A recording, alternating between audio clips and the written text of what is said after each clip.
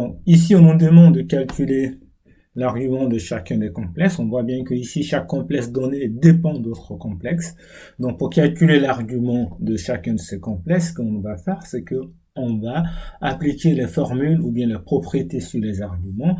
Donc, si nous commençons par exemple par Z4, on a Z4 égale à 1 plus I à la puissance 8.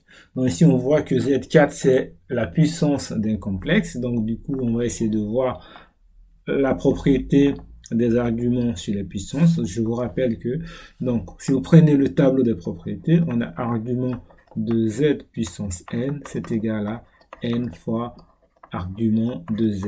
Donc, la fonction argument, elle se comporte la fonction argument se comporte exactement comme la fonction ln. Donc, du coup, on peut dire que argument de Z puissance 4, c'est égal à argument de 1 plus I à la puissance 8. Et ça, c'est égal à 8 fois argument de 1 plus I. Posons Z égale à 1 plus I, ce qui entraîne que module de Z égale à racine de 2. On a argument, donc, et ici, si on fait θ égale à argument de Z, on a cos θ égale à 1 sur racine de 2, ce qui fait racine de 2 sur 2, et sinus θ égale à pareil, 1 sur racine de 2 sur 2, ce qui implique que θ égale à pi sur 4.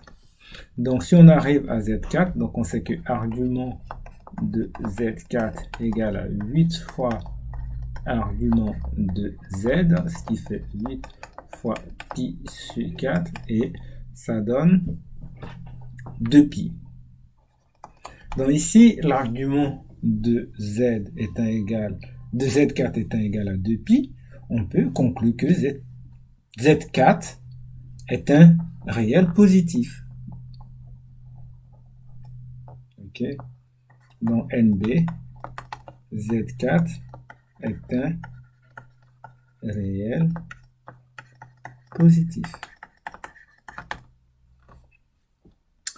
Après, pour l'argument de Z5, donc je rappelle également que Z5 est le produit de deux complexes, donc argument de Z1 par Z2, c'était égal à, comme la fonction ln, ça fait argument de Z1 plus argument de Z2.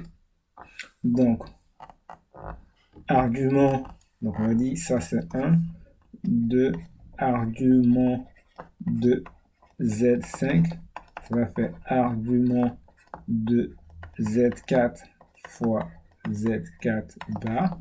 Donc ça nous fait argument de Z4 plus argument de Z4 bar. Or, rappelez-vous, donc dans les propriétés, vous avez argument de Z bar, c'est égal à moins argument de Z. Donc là, ça nous fait argument de Z moins de Z4, pardon, moins argument de Z4, ce qui donne 0. Ça, c'était la première possibilité. La deuxième possibilité, on sait que Z5 égale à Z4 fois Z4 bar. On sait que ça, c'est égal à, donc Z5 égale au module de Z4 au carré. Et ça, c'est un réel. Or, comme Z5 est un réel, alors argument de Z5, un réel positif, pardon, donc alors argument de Z5 est égal à 0. Donc ça c'est méthode 1, et ça c'est méthode 2.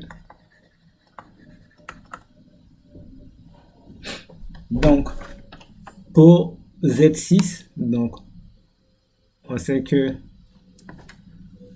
pour 3, Z6 égale à 1 sur Z puissance 4, donc ce qui implique que argument de Z6 égale à argument de 1 sur Z4. Donc c'est comme la fonction ln, donc ça fait moins argument de Z4. Et argument de Z4, on avait trouvé 2pi, donc ça fait moins 2pi, qui est égal à 0. Donc c'est congru à 0 modulo 2pi. Donc on peut aussi déduire que Z6 est un réel positif. Dans 4, on a Z7 égale à conjugué de moins Z4. Donc, on va faire argument de Z7 égale à argument de moins Z4 bas. Ça, c'est égal à argument. Donc, on sait que l'argument du conjugué, ça fait l'opposé. Ça fait moins argument de moins Z4. Et donc, ça fait moins argument de moins 1 fois Z4. Donc là, on a le produit de deux complexes, moins 1 et Z4. Donc ça fait moins, entre parenthèses, argument de moins 1 plus argument de Z4. Donc, ce qui entraîne, donc, argument de moins 1, ça fait pi, plus argument de Z4, ça fait plus de pi. Donc là, pi, je peux mettre pi à la place de pi, je peux mettre moins pi. Donc du coup, ça me fait moins pi. Et donc, argument, c'est égal à moins pi. Donc l'argument de Z7, c'est moins pi ou pi. Donc, on peut aussi dire qu'un argument de Z7, c'est aussi égal à pi modulo de pi. OK? Donc ici, on remarque que Z7 sera un réel négatif parce que son argument est égal à pi. On va terminer avec l'argument de Z'. Donc argument de Z' égale, donc c'est que Z' est égal à I fois Z4, ce qui implique que argument de Z' égale à argument de I fois Z4, ce qui implique que c'est égal à, comme la fonction ln, ça fait argument de I plus argument de Z4.